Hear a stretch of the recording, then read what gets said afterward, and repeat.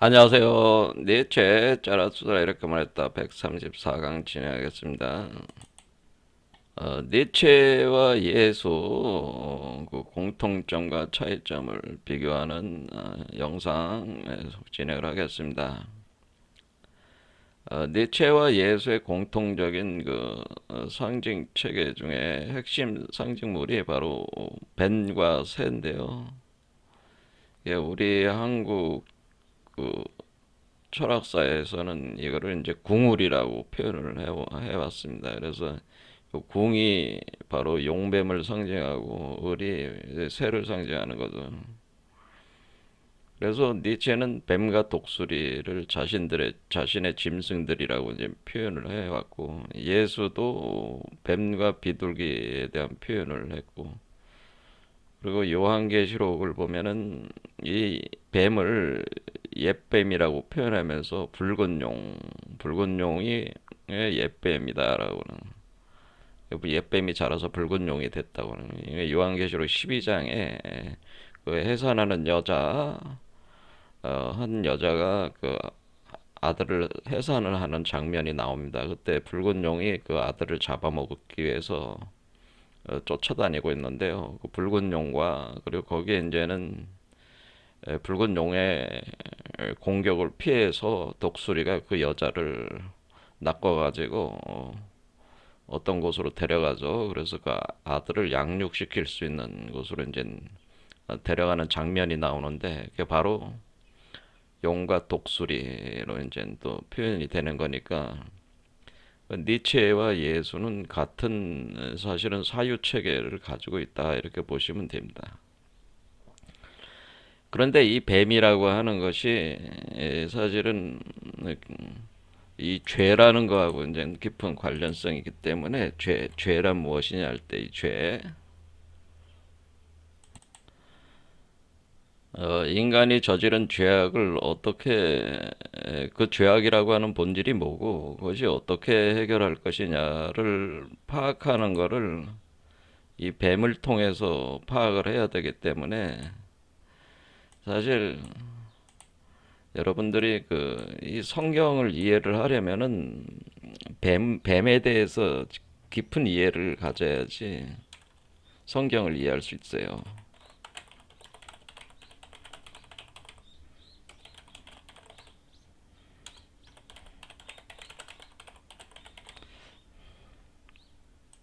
그러니까 이 뱀이라는 존재가 성경의 그 인류 구원에 대한 비밀을 감추고 있는 그 핵심적인 상징물이라고 하는 겁니다.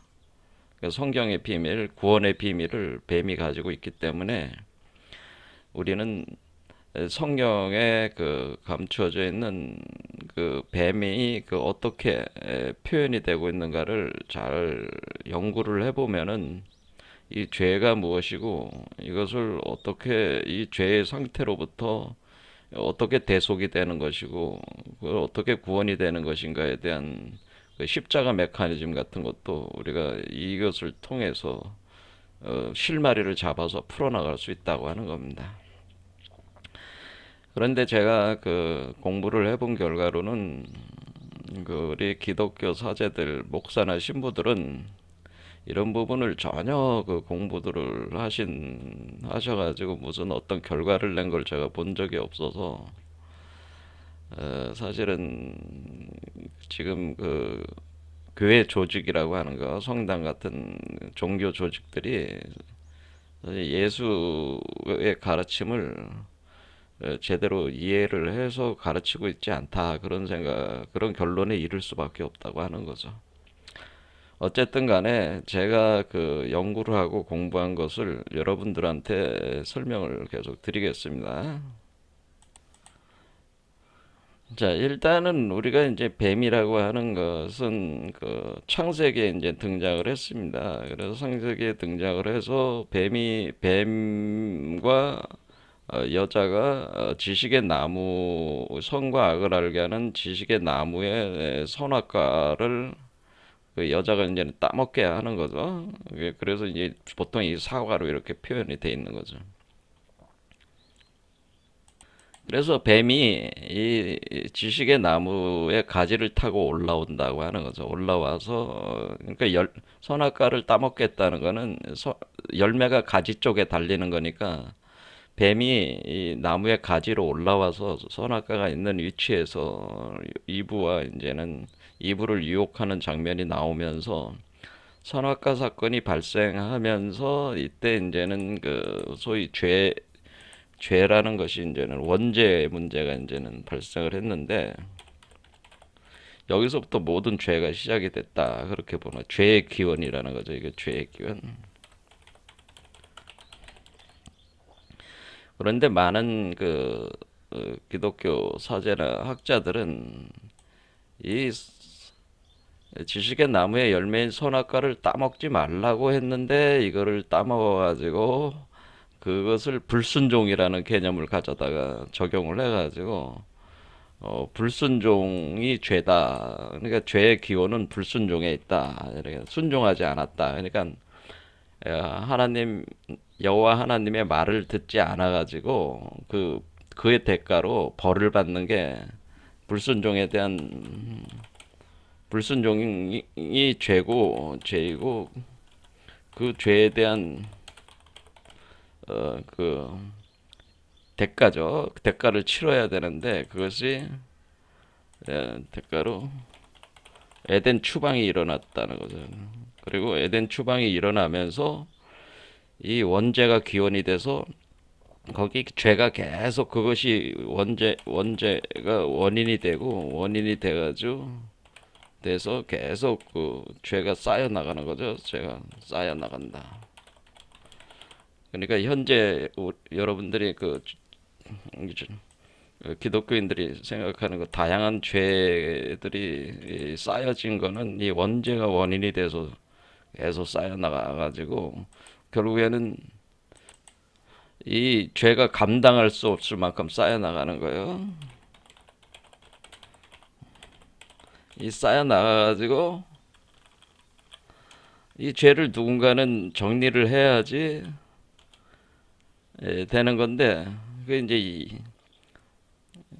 그 사람들이 그걸 스스로 해결 불가능이 되니까 이거를 그 여호와 하나님이 자신의 자식을 보내서 대속한다, 대신 갚아준다, 대신 죄를 갚아준다. 이런 행위를 하게 돼가지고 이게 바로 십자가에 못 박혀가지고 죄를 대신 갚아줬다. 이런 개념으로 이게 이제는 쭉 기독교 논리가 이렇게 쭉 설명이 되는 거죠. 그러니까 2000년 전에 예수가 십자가에 못 박혀서 모든 죄를 대속을 해줘가지고 인류가 다시 에덴 동산으로 복귀할 수 있는 그런 어떤 길을 이제 열었다고 하는 거죠.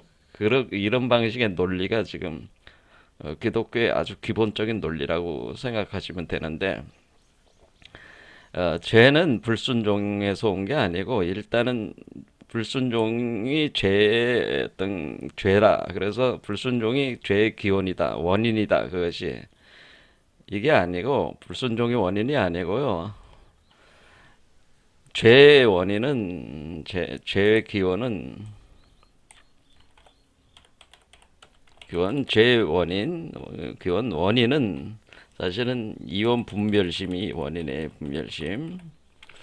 그러니까 이원 분별 의식 상태라고 하는 의식 상태. 그러니까 우리가 선악과를 먹는다고 할 때 먹었을 때의 선과 악이라고 하는 이원 분별 의식 상태로 우리 의식이 분열이 일어나면서 모든 게 이제 주체와 객체 이렇게 둘로 나누는 하늘과 땅, 음과 양, 남자와 여자 그렇게 나누는 거죠. 이와 같이 어떤 그 이원성으로 이제 이원 분별의 의식 상태에서 우리가 이제는 이때부터 이제는 지혜가 그러니까 지식의 나무니까 뭐예요? 지식이 지식이 이제는 이제 전개될 때 되어 세계를 구성하는 거죠. 전개되어 인식할 때 이게 어떤 세계를 인식하는 데 그러니까 이게 자타가 분리가 돼 있으니까 어떤 자신과 이 객체적인 세계를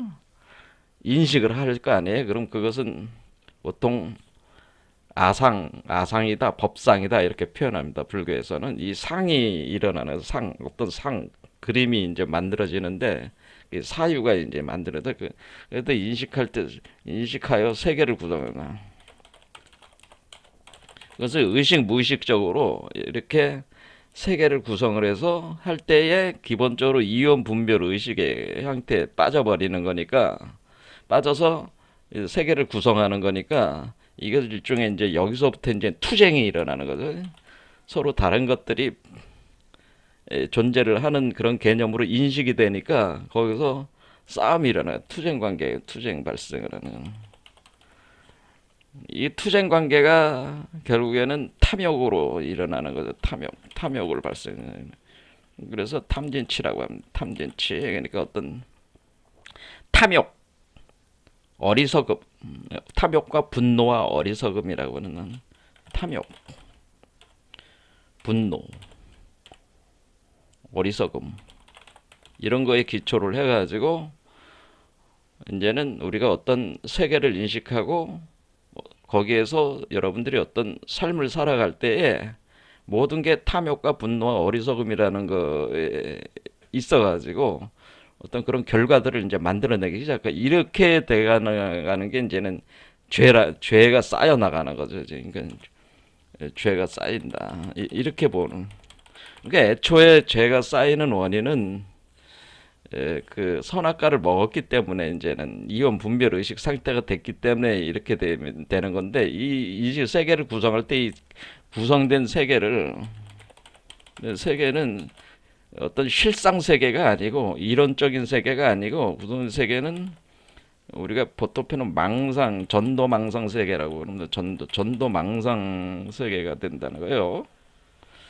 세계가 돼가지고 이게 거짓 세계가 되는 거죠. 이 거짓된 세계를 만들어가지고 여러분들이 거기에 이제 갇히는 거죠. 감옥에 갇히는 거.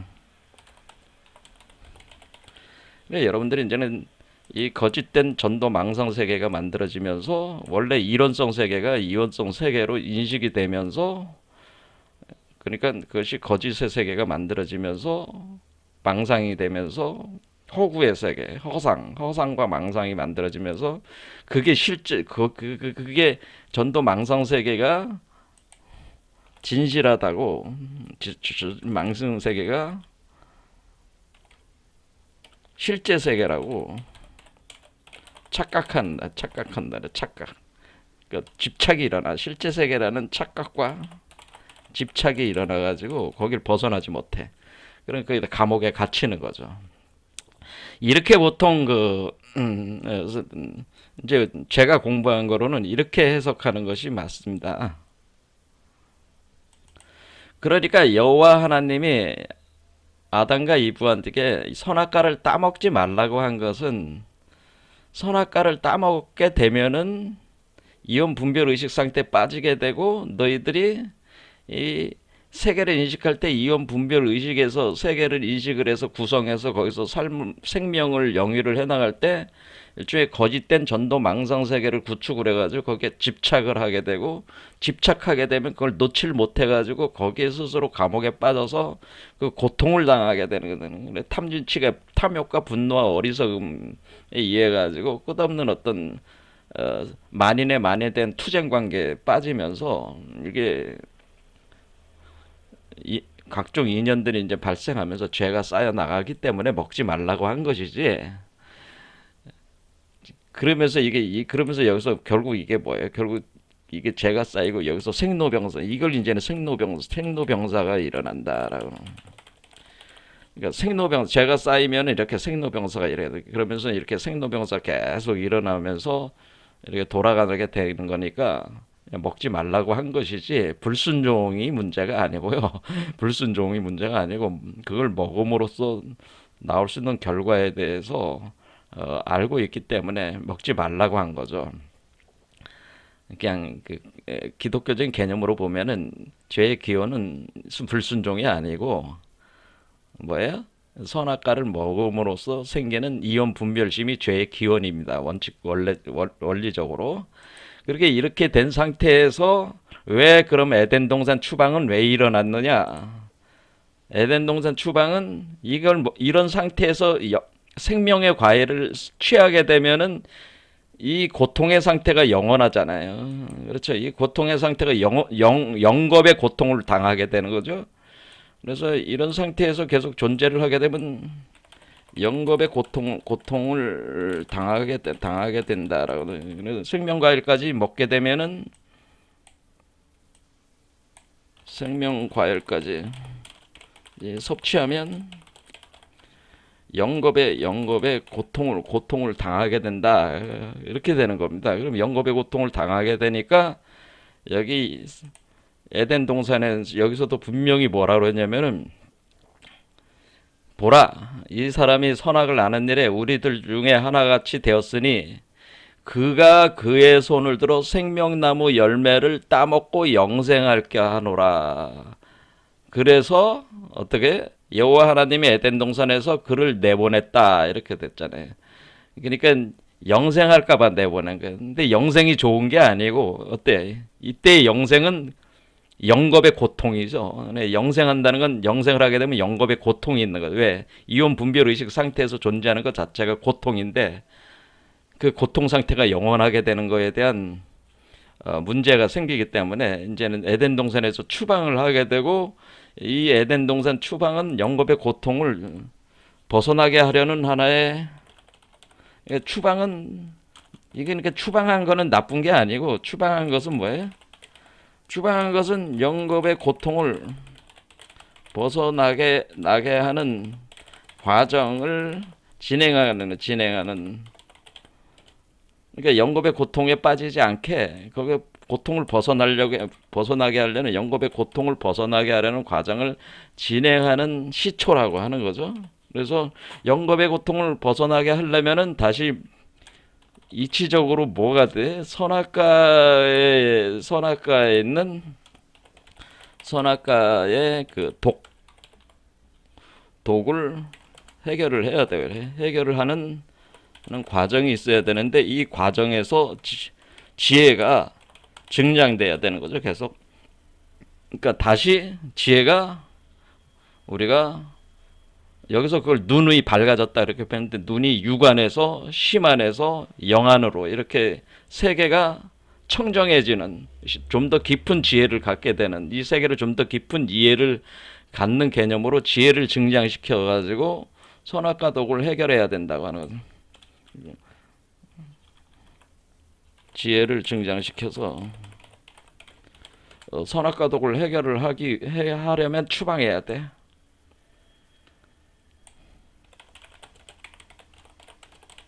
그러니까 추방한 행위는 구원을 위해서 추방을 한 거죠. 결국에는 개념이는. 제가 볼 땐 그래요. 인류를 선악과의 그 취한 상태를 벗어나기 위한 하나의 메커니즘으로 에덴 동산에서 추방을 함으로써 추방을 당한 상태에서 끝없는 이 고통을 당하면서 그 고통을 통해서 상대적 분별 세계의 인식 상태에서 계속 그 고통을 통해서 지혜를 증장시키는 거예요. 이 세계를 인식하는 거죠. 제대로 그러니까 거짓된 세계가 아니라 전도망당된 세계가 아니라 진짜 실제의 세계를 인식해 나가는 과정을 발동을 시켜야 된단 말이에요. 진짜 지혜를 늘려야 되니까 지혜를 증장시키는 것이 육안. 그러니까 눈이 밝아질 때 일단은 눈이 밝아지니까 육안만 밝아졌단 말이에요. 육안, 심안, 영안 이렇게.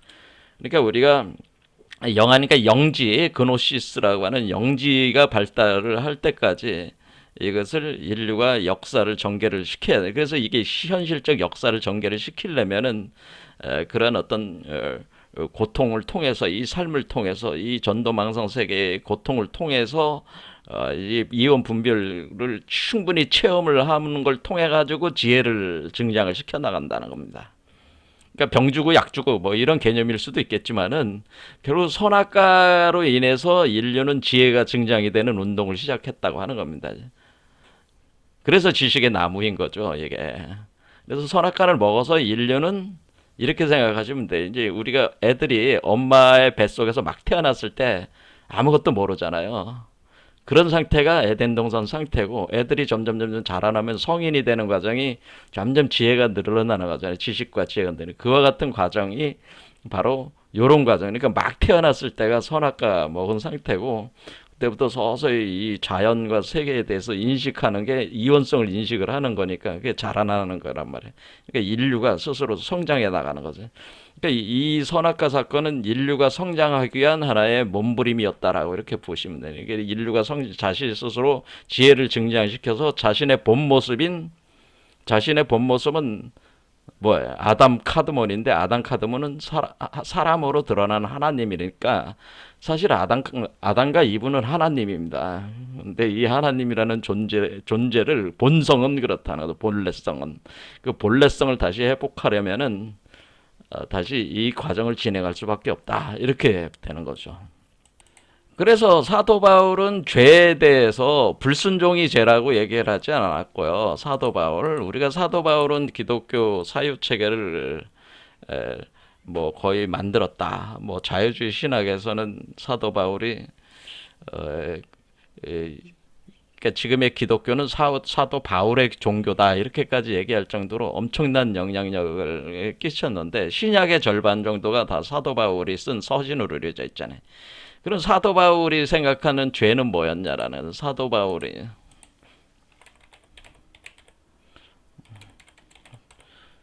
바울이 죄를 어떻게 인식했냐, 이게 나와 있습니다. 야고보서에 정확히 나와 있습니다.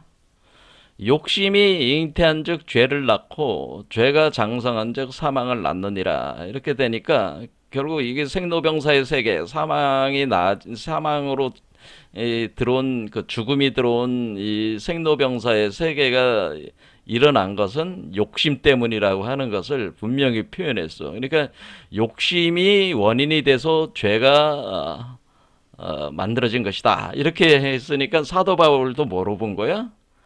죄의 원인은 욕심으로 본 거죠. 그러니까 제가 얘기했듯이 죄의 원인은 참진치. 그러니까 탐욕이죠. 탐욕. 그러니까 탐욕으로 하나로 딱 잡은 거죠. 지금 사도 바울은 탐진치 중에 탐욕을 더 본질적 요소로 본 거죠. 근데 이 탐욕이 왜 일어난 거예요? 이원 분별 의식이 생겼기 때문에 탐욕이 일어나는 거죠. 너와 내가 같으면은 탐욕이 일어날 리가 없죠. 그렇죠? 내가 난데, 너도 나고 내가 넌데, 이게 어떤 동일성 의식에 있어서는 상대를 향한 어떤 그 탐욕 같은 게 일어날 리가 없잖아요. 그러니까 주체와 객체, 나와 자연이 하나라면은 탐욕을 내가 부릴 이유가 없잖아요. 그렇죠. 욕망을 부릴 이유가 없잖아요. 그것을 뭐 소유하거나 지배하려거나 그것을 뭐 착취하고 그것을 먹어버리려는 그런 어떤 욕구가 생기질 않을 거 아니에요. 그러니까 이거는 이원 분별 의식이 발생을 했으니까 탐욕이 생긴 거죠. 그러니까 지금 바울도 한 걸음 더 나가지 못했어요. 바울은 욕심으로 봤는데, 욕심 이전에 뭐가 있는 거예요? 사실은 이원 분별 의식이 있는 겁니다. 자, 그래서 갈라디아서 5장 24절에도 그리스도 예수의 사람들은 육체와 함께 그 정욕과 탐심을 십자가에 못 박았느니라. 자, 그러니까 우리가 죄를 소멸시키는 거는 그 죄의 뿌리가 되는 정욕과 탐심을 못 박아야 된다고 하는 거죠. 그러니까 이 죄의 뿌리가 정욕과 탐심으로 본 거죠. 그러니까 이 정욕, 탐심, 이게 죄의 기본 요소라고 하는 거예요, 이게. 그러니까 지금 사도 바울도 정욕과 탐심, 욕망을 보는 거죠. 욕심. 자, 죄의 삭은 사망이요. 그러니까 죄가 자라면 결국 사망, 죽음이 들어오는데, 하나님의 은사는 그리스도 예수 우리 주 안에 있는 영생이다. 그래서 우리가 우리가 지금 이 선악과를 먹음으로써 이 창세기가 그리고 있는 것은 결과적으로 이제 생로병사는 죽음이 이제 들어오게 되는데, 이 죽음을 벗어나기 위해서는 생명과일을 먹어야 되잖아요. 그럼 생명과를 먹으려면은 어디로 가야 돼요? 다시 에덴 동산으로 다시 돌아가야죠. 왜 그러니까 다시 생명과를 먹으러 들어와야 돼. 그때 생명과를 먹을 때 어디로 돼? 에덴 동산으로 돌아와서 먹어야죠. 왜? 생명과는 어디에 있는? 에덴 동산에 있으니까 에덴 동산 다시 돌아와야 되는 거란 말이에요. 그랬을 때 들어올 때에 어떻게 했냐면 에덴 동산 동쪽 문 쪽에 동쪽에 문이 있단 말이야. 거기에 이제는 케루빔 그룹이라고 표현했는데 이게 케루빔입니다. 케루빔이라는 천사 계급이 있습니다. 케루빔. 이 케루빔들과 두루도는 불칼을 놔가지고 생명나무의 길을 지키겠다라고 하는. 그러니까 생명나무의 길을 지키겠다니까 영생을 할 수 있는 거잖아요. 이 생명나무를 가야지 선악과를 아니까 영생과를 따먹으니까 생명과를 따먹을 수가 있으니까. 그러니까 이게 지금 창세기 전체도 그렇지만은 이게 다루고 있는 문제는 뭐예요? 이 두 개의 나무에 대한 문제를 다루고 있는 거죠. 그 하나는 지식의 나무와 생명의 나무죠.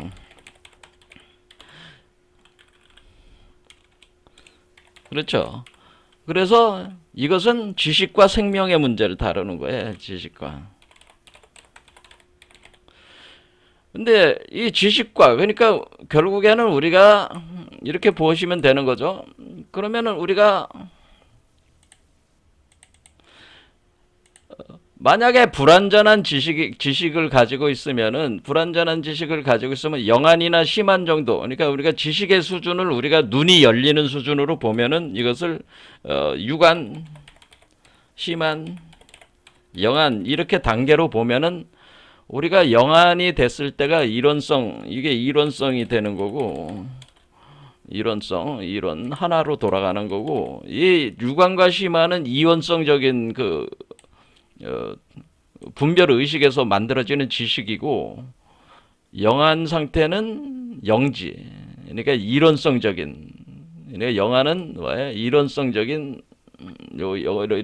이론성적인 그 지식의 상태니까 만약에 그런데 유관과 심한 상태에서는 생명의 구조가 어떻게 되는 거예요? 영생이 아니고 이 유관과 심한 상태에서는 죽음. 그러니까 항상 죽음이 있을 수밖에 없는 거죠. 그러니까 유관과 심한이 열려져 있는 상태의 삶은 죽음이 기본으로 깔리는 거죠. 그러니까 유관과 영안 수준의 지식 단계는 뭐예요? 생로병사가 삶의 기본 구조라고 하는 거. 그러니까 우리 끊임없이 태어나고 죽고 하는 이 생로병사가 삶의 기본 구조는 여러분의 지식의 수준, 의식의 수준이 지혜의 수준이 유관과 영안이 아니라 이게 심한이죠. 심한 수준의 지식의 단계는 생로병사가 삶의 기본 구조가 되는 거고. 예. 만약에 영안 상태, 영지를 얻은 상태에서는 영안이 열린 영안이 열려서 영지 상태가 되면 어떤 이론성으로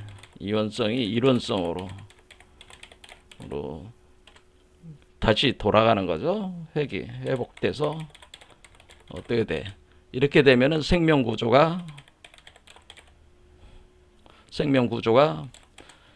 불생불멸이라는데 영생하는 영생 구조가 된다는 영생 구조. 그렇죠. 그러니까 우리가 어떻게 되는 거예요? 우리가 지식의 수준에 따라서 생명 구조가 결정이 된다고 하는 겁니다. 자, 그래서 여기서 지식의 수준을 우리가 유관과 심한의 이원성적인 지식의 수준을 규정하고 있는 게 바로 뱀이라고 하는 거죠.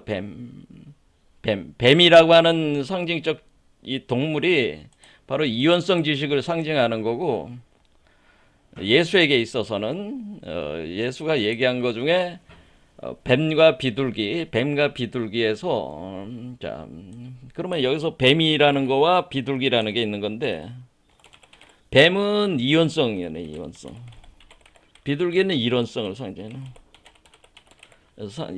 상징하는 거죠. 그래서 우리는 뱀에서 비둘기로 변해야 되는 거예요. 그렇겠죠? 자, 그래서 우리가 보통 우리가 예수도 이렇게 보면 어떻게? 세례 요한한테 세례를 받을 때 비둘기가 위에 떠 있잖아요. 그렇죠. 비둘기가 떠 있고 그 다음에 예수가 스스로 뭐라 그래요? 예수 니고데모에 대해서 모세가 광야에서 뱀을 들어올렸다라고 하는 거는 이건 지식의 나무를 타고 올라갔다는 뜻입니다. 뱀이 뭐예요? 나무를 타고 들어 올려졌다. 나무를 타고 올라와 가지고 들어 올려진 것이다라는. 그래서 인자도 들려야 한다라고 이렇게 표현을 했습니다. 그러니까 이렇게 뱀이 들어 올리는 지식의 성장 과정이 인자의 지혜가 늘어나는 과정이란 말이에요. 자, 그럼 인자라고 하는 것은 누구냐면은 제가 말씀을 드렸지만 요게 인자예요. 인자. 요 인자가 들어 올려져야 된다. 그런 뜻입니다. 요게 인자라고 그랬죠? 요게 사람의 아들이란 말이에요. 요게.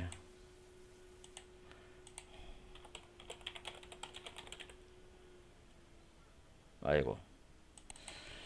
자, 그래서 요게 사람의 아들인데 여기서 이제는 창세기에서 이제 뭐라고 이제 설명을 하는 거냐면은 여기 창세기에 보면은 창세기에 이제 뱀과 여자의 관계에서 이제 문제가 발생을 했잖아요. 그랬을 때 뱀과 여자가 문제를 해결해야 된단 말이야, 다시. 그럴 때 어떻게 해결하냐면은 14절에 나옵니다. 14절, 15절에 여호와 하나님이 뱀에게 이르시되 내가 이렇게 하였으니 내가 모든 가축들의 모든 짐승들보다 더욱 저주를 받아서 배로 다니고 살아있는 동안 흙을 먹는다. 그러니까 땅의 존재가 됐다는 거죠. 내가 너로 여자가 원수가 되게 한다. 내 후손도 여자의 후손과 원수가 되게 하니까 여자의 후손이 내 머리를 상하게 할 것이요 너는 그의 발꿈치를 상하게 할 것이니라. 이런 예언을 이제 여호와 하나님이 한단 말이에요. 그러니까 이건 뱀과 여자의 관계가 어떻게 된다는 거예요. 여자의 후손이 내 머리를 상하게 한다고 하는 거죠. 이걸 잘 이해를 해야 되네. 여자의 후손은 내 머리를 상하게 할 것이요. 이게 이 예언이 성취가 되는 거란 말이에요, 사실은. 여자의 후손이 누구야?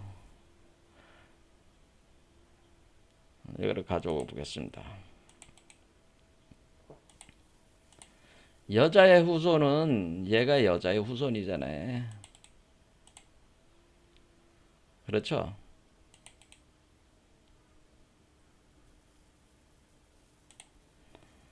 네.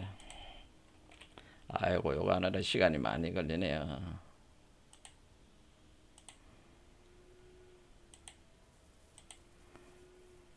자, 그리고 창세기에 나와 있는 예언이 뭐예요? 뱀과 여자의 후손은 내 머리를 상하게 할 것이 할 때 사람의 아들 요게 바로 여자의 후손이 되는 거죠.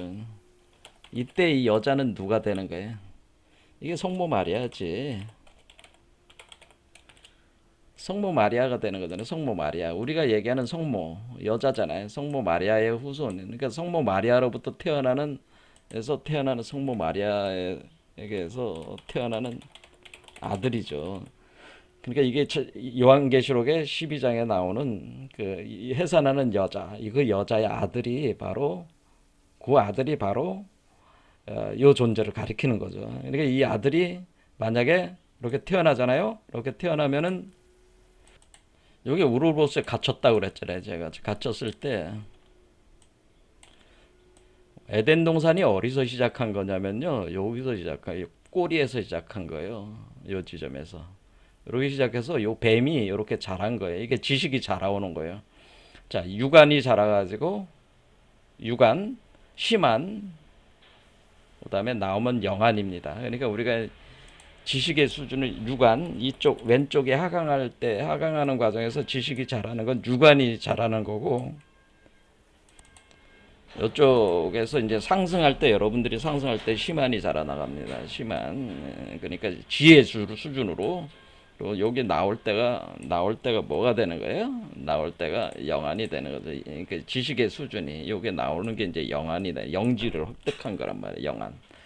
그렇게 될 때 우리는 요 뱀이 그러니까 이렇게 돌아오는 게 지식이 자라는 겁니다. 유관, 희만 딱 자라면 여기 머리로 오는 거잖아요. 그러니까 꼬리에서 시작해서 머리로 왔으니까 요게 뱀에서 시작해서 용이라고 하는. 그래서 여기 머리로 온 요 뱀이 자란 거니까 요 뱀은 뭐요? 요게 붉은 용이란 말이에요. 그러니까 요 머리가 붉은 용이고요. 요 꼬리 있잖아요. 꼬리가 옛뱀이에요. 옛뱀. 그러니까 얘 뱀이 있는 자리로 왔으니까 에덴 동산으로 다시 온 거 아니야? 위치적으로. 뭐 꼬리는 옛뱀. 옛뱀이 어래. 에덴 동산에 있어 선악과 사건을 일으킨 뱀이 요 뱀이라면 꼬리에서 시작해서 용으로 왔다. 뭐 그럼 얘가 이렇게 나오면 어떻게 돼? 나오면은 이 머리를 깨고 나와야 될 거 아니에요. 뱀의 머리를 깨고 나오죠. 깨고 나오면은 얘는 뭐예요? 얘를 발꿈치. 그러니까 여기 올라오면 여기 발이 이렇게 올라오면 여기 발이 여기 있는 거잖아요.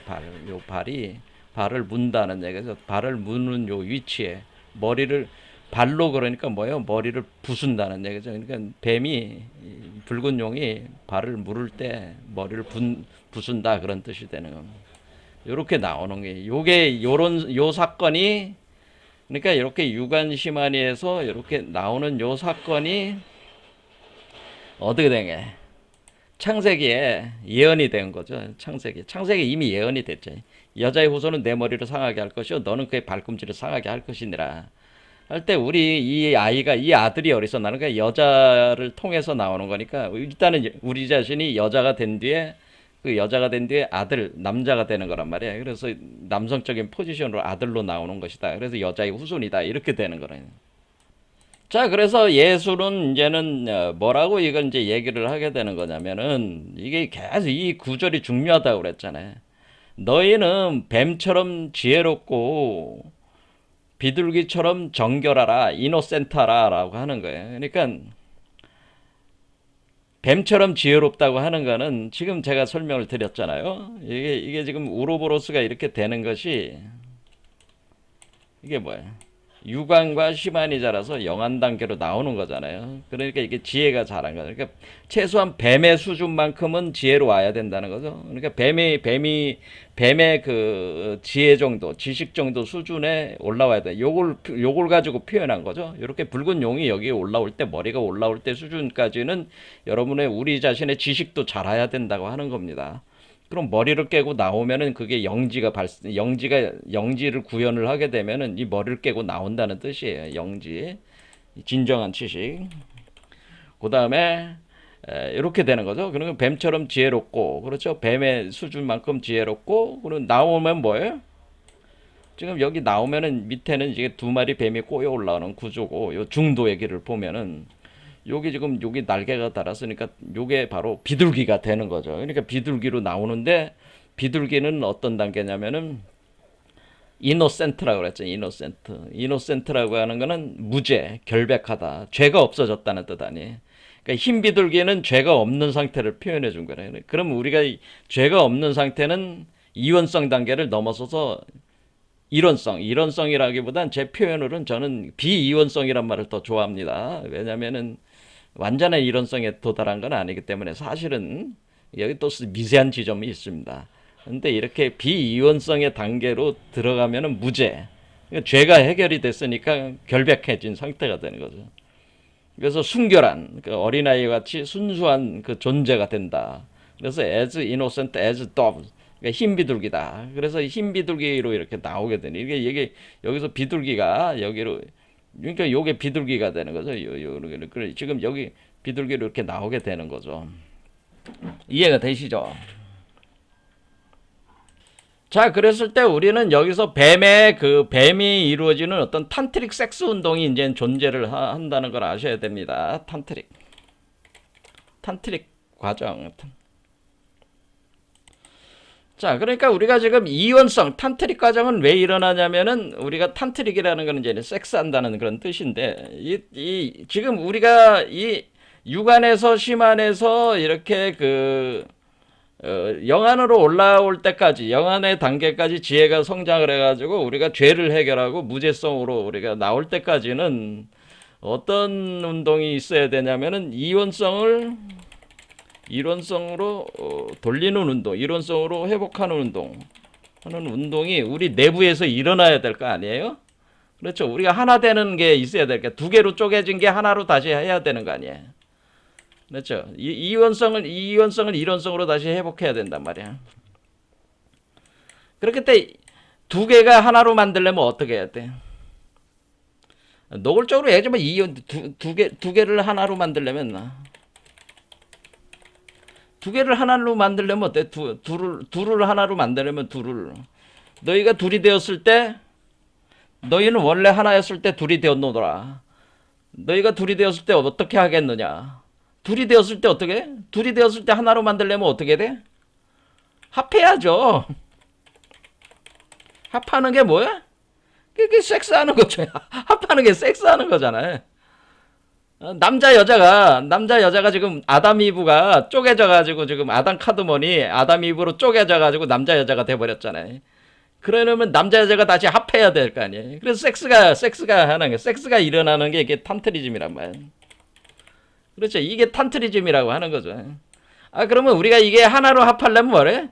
중간에서 하나로 합해야 되는 거죠. 중간. 그러니까 여러분의 몸을 중심으로 여기 중도에 길이 있단 말이에요. 통로가 있어가지고 여기서 하나 빨간 거 하얀 거 아니 그 파란색은 그러니까 아담과 이브가 다시 합해야 된다. 내가 이브를 다시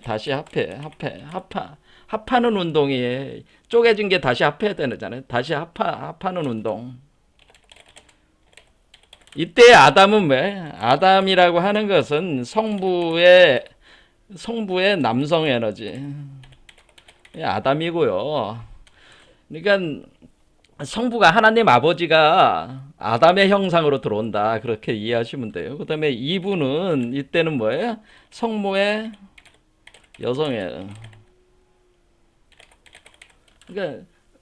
그러니까 성모가 뭐예요? 그러니까 성모 마리아가 나오는 거지. 성모. 그러니까 이때 이브는 성모 마리아가, 그러니까 예수 그리스도의 입장으로 보면은 성부는 뭐예요? 하나님 아버지가 하나님 어머니인 성모 마리아와 합해가지고 예수 그리스도가 태어났다. 그런 얘기하고 같은 거잖아요. 그렇죠. 아담과 이브. 그러니까 이게 둘이 합하는 거란 말이에요. 이렇게. 말 그대로 이렇게 섹스하는 거예요. 이렇게 남성의 아담, 이게 아담, 이브가 다시 합한다. 이렇게 운동이 일어난다. 그러니까 남자와 여자가 합하는 거죠. 이렇게 합하는 운동이 일어나야 된다는 거. 자, 이렇게 남자와 여자가 합한다. 그렇게 합할 때에 이렇게 남자와 여자가 합하는, 그렇죠. 이렇게 섹스하는 거야. 우리 안에 섹스 운동이 일어난다. 그 얘기입니다. 이렇게 합해 나갈 때에 우리 이게 뭐라 노골적으로 얘기를 하는 겁니다. 예. 자, 이렇게 해가지고 그래야지 알아듣지. 그렇지 않으면 못 알아듣는단 말이에요. 노골적으로 섹스한다. 그래서 우리 몸에서 이렇게 해서 이게 일어나는구나. 이게 남성의 에너지와 여성의 에너지가 합하는데, 이 남성의 에너지가 하나님이고 여성이 성모 마리아란 말이야. 이해가 되시죠? 그렇게 할 때, 그럴 때 성부와 성모가 불로 합한단 말이야. 성령의 불로 합한다. 에너지가 뭐예요? 남성의 불꽃과 여성의 불꽃이 합한다. 우리가 어떤 섹스를 한다는 건 두 개의 불이 합해지는 거란 말이에요. 남성의 불꽃, 그렇죠. 여성의 불꽃. 이렇게 표현한다. 이게 불이 뭐예요? 여성의 불과 남성의 불이 합한데, 이 불이 성령이잖아요. 불이 성령이란 말이야. 그래서 뭐라고 얘기를 하는 거야? 예수께서 말씀하시길, 그러니까 도마복음의 열 번째 문제, 나는 이 세상에 불을 던졌노라. 이렇게 불을 던졌다. 이것이 타오를 때까지 내가 지키고 있다. 예수는 사실은 양성동체 존재니까, 그러니까 성부의 에너지와 성모의 에너지를 두 개 다 보낼 수가 있는 거예요. 사람 몸에. 그럼 그 불이 던져지는 거예요. 그럼 성부와 성모의 남성과 여성의 에너지가 합하는 운동이 사람들 속에서 일어나는데, 그것이 활활 타오르는 거죠. 우리 몸 속에서 성부와 성모가 서로 섹스하는 탄트리즘적인 그 섹스의 불꽃이 타오른단 말이에요. 이게. 그러니까 그것이 마치 두 마리 뱀이 섞여 들어가는 거예요. 왜 그래? 왜 뱀으로 왜 표현하는 거예요? 인간이 뱀이잖아요. 지금 인간이 그 뱀이다라고 하는 거. 인간에게 뱀의 속성이 있잖아요. 인간에게 뱀의 속성이. 인간은 땅으로 떨어진 존재잖아요. 뱀의 속성을 가지고 있단 말이에요. 인간이 뱀이다 이렇게 생각해도 돼요. 뱀의 속성 인간. 인간들과 인간의 뱀의 속성인 인간이 뱀의 속성 인간을 여성으로 해서 그 하나님 그 성부가 결합하려면 어떻게 돼? 결합하려면 어떻게 돼? 성부 하나님 아버지도 성부도 뱀으로 와야지. 아니 뱀과 뱀이 합해야지.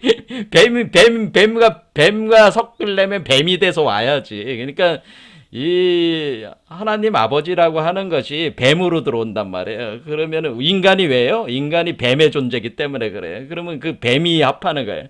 근데 뱀으로 그래서 뱀 알을 먼저 만드는 거예요. 이렇게 뱀 알. 그래서 이게 뱀이 이렇게 휘감고 있는 알이 생긴다. 그래서 뱀의 씨가 그러니까 아담 카드몬의 씨앗이 뱀의 씨로 뱀알이 돼가지고 여기 형성이 된단 말이에요. 섹스를 하면은 남자 여자가 만나서 섹스하면 뭐가 생겨? 남자 정자가 만나가지고 하나의 수정란이 생기는 것 같단 말이에요. 그럼 여기서로부터 이 아이가 태어나는 거 아니야? 그럼 이 아이가 이렇게 자랄 때 이 뱀의 속성이 이 뭐라 그랬어요? 지난 강좌에서 제가 뱀의 속성은 여기 뱀은 이온성 독을 발생하고 빛과 열을 흡수한다고 그랬잖아요. 그러니까 빛과 열이 그러니까 여기다가 이제 성령의 불이 들어오면은 얘네 둘이 이제 섹스를 하면은 그 빛과 열을 이제 태양의 빛과 달의 빛을 이 빛과 열을 흡수를 해가지고 요 안에다가 넣는단 말이에요. 알 속에다가. 그러면 알이 어떻게 돼? 요 알 속에서 요 아이가 점차 화각생금이 돼가지고 화각생금에 이 불이 점점 응집이 되면서 여기 태우는 거란 말이에요. 이게 성령의 불꽃으로 타오르는 거나 그래서 물과 성령으로 거듭난다고 하는 겁니다. 그래서 물과 성령 왜 이 우리 인간 속에 있는 물의 속성과 이 들어오는 불의 속성이 합해져 가지고 이 아이를 태어나게 하는 거란 말이에요. 그래서 물과 성령, 물과 불로 그러니까 성령의 불로 거듭나는 거죠. 그렇게 거듭나면은 뭐가 거듭난다는 건 뭐예요? 요 인간은 죽고 요 존재로 다시 태어나는 거란 말이야. 자, 그러면 이렇게 그럴 때 뭐 어떤 현상이 일어나냐면 화극생금이라고 하는 제가 뭐라 했어요? 이 불이 극으로 이르면은 금속이 된다고 그랬잖아요. 그걸 화극생금. 이게 아주 중요한 이거를 가르쳐 준 게 뭐냐? 모세가 광야에서 뱀을 들었을 때 뭐를 뱀을 들었어요? 여기 그림이 잘 돼 있어요. 모세가 느보산에 왔을 때 이 여기 독사가 보이죠? 독사가 물어가지고 사람들이 막 죽어가. 그렇게 할 때 모세가 어떻게 고쳤냐? 여기다가 이 독사 같은 청동 구리뱀을 여기다 만들어가지고 걸어놨단 말이야. 그래서 십자가 같은 나무 막대기에다 걸어놓고 그 모세가 요거를 보면은 이 독사의 독을 치유할 수 있다. 그렇게 표현을 했단 말이에요. 이게 뭐예요? 독사인 뱀과 청동구리, 금속으로 된 뱀. 자, 독사의 뱀, 독사와 금속뱀. 이렇게 표현한 거죠. 그러니까 독사는 이것은 독을 주는 거고, 금속뱀이 약이라는 뜻이지, 약. 그래서 금속뱀이 약이야. 그러니까 독사의 독에 대한 약은 금속뱀으로 만들어야지 그게 약이 되는 거야. 이게 약을 주는 거죠. 이게 약이고 이게 독이란 말이야. 그러면 우리는 뱀이라고 하는 거는 양면성이 있다고 하는 걸 알 수가 있죠. 독을 주기도 하고 약을 주기도 하는데 근데 뱀을 어떻게 돼? 뱀을 약으로 만들려면 어떻게 돼? 뱀을 약인 금속뱀으로 제조하려면 어떻게 돼? 성령의 불을 넣어야 된다네. 불을 넣어야 되나? 극도의 불을 넣어야 돼. 그래서 성령의 불꽃들이 들어와야지 이 알에다가 뱀들이 섹스하면서 이 알에다가 불꽃을 넣을 때에 이게 지금 뱀의 알이잖아요. 그러니까 뱀의 알을 흰비둘기의 알로 바꿔가지고 흰비둘기가 나오려면은 이 불꽃이 엄청난 불꽃이 여기 들어가야 된다는 거죠. 자, 그래서 우리가 이 연금술을 한다는 게 뭐야? 우리가 대장장이가 나오는 거예요. 그래서 여러 가지 그 신화에서 대장장이 스미스, 뭐야? 대장장이가 마치 대장간에서 그 금속을 재련하는 거가 같다 그런 거란 말이에요. 그래서 우리가 불을 넣어가지고 금속을 만들어내는 그 과정이 이게 연금술적 변형 과정이 여기에 있다라고 하는 거예요.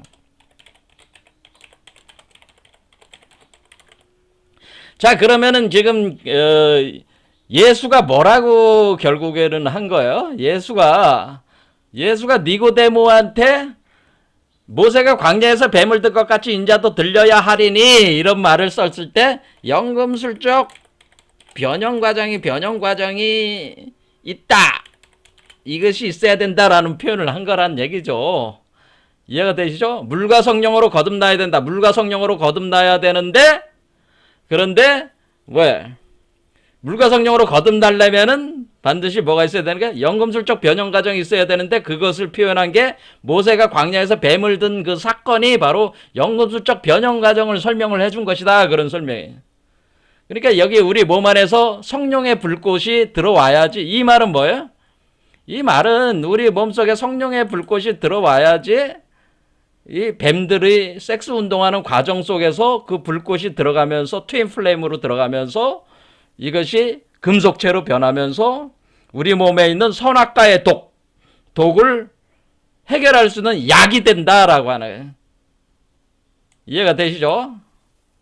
자, 이런 거는 지금 아무도 지금 기독교에서 가르치는 사람이 없잖아요. 저밖에 지금 가르치는 사람이 없는 거로 알고 있어요. 이 기독교하고 비교해서. 자, 그래서 이렇게 되는 겁니다. 자, 그래서 이제는 결론적으로 얘기를 하면 어떻게 되는 것이냐.